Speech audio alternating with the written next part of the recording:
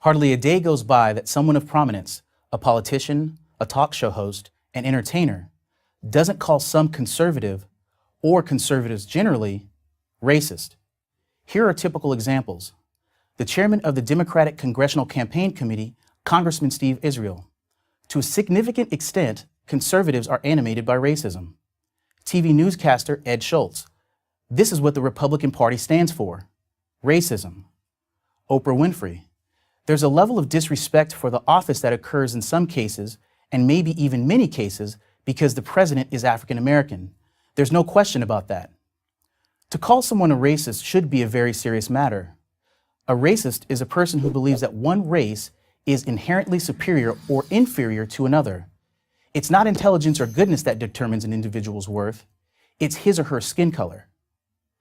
To say that racism is foolish and stupid, not to mention evil, is to understate the case. But according to many of their critics, conservatives are that stupid and that evil. But with few exceptions, conservatives are neither. So why is the charge even made? The answer is primarily political: to maintain black support for liberals and liberal policies. To back up this charge, the accusers point to conservative policies. So let's examine some conservative policies to see if they are indeed racist. The long-standing conservative opposition to affirmative action is a good place to start. It was Democratic President John F. Kennedy who first used the term affirmative action in 1961. But affirmative action, in the way we think of it now, wasn't implemented until 1970, during the administration of a Republican president, Richard Nixon. The theory was that, because of historical discrimination, blacks were at a competitive disadvantage to other races and ethnicities. To erase that disadvantage, standards that most blacks presumably couldn't meet had to be lowered. One could make the case that this policy had some utility when it was first put in place, but that was a long time ago. The conservative position is that blacks have repeatedly proven they can compete with anyone without the benefits, demeaning benefits, I might add, of lower standards. There are countless examples of black success in every field at every level. The policy is no longer necessary. But the conservative argument goes further. Study after study shows that, in the case of college admissions, affirmative action actually hurts many blacks. By lowering admission standards for blacks and some other minority students, colleges set many of these students up for failure. They get placed in schools for which they're not prepared. And high black dropout rates confirm this view. So does common sense.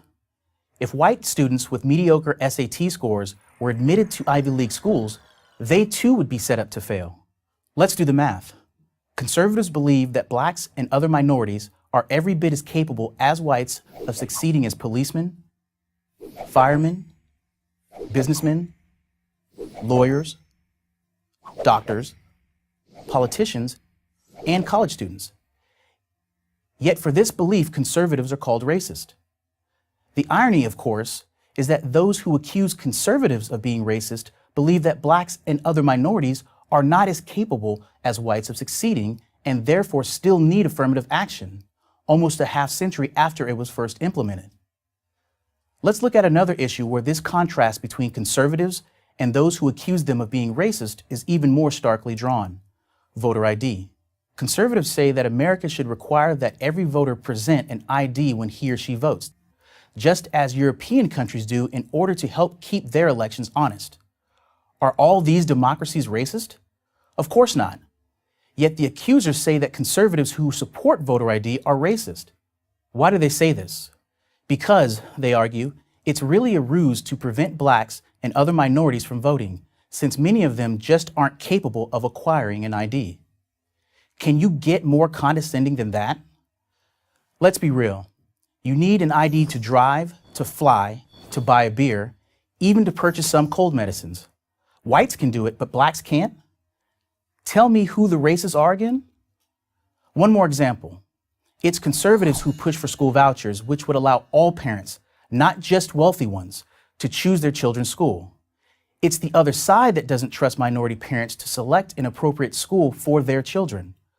Why aren't the people who compel black children to stay in terrible schools the racists?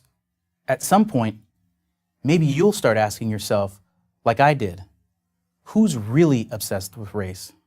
And whose policies really hurt blacks and minorities? maybe it's not who you think it is.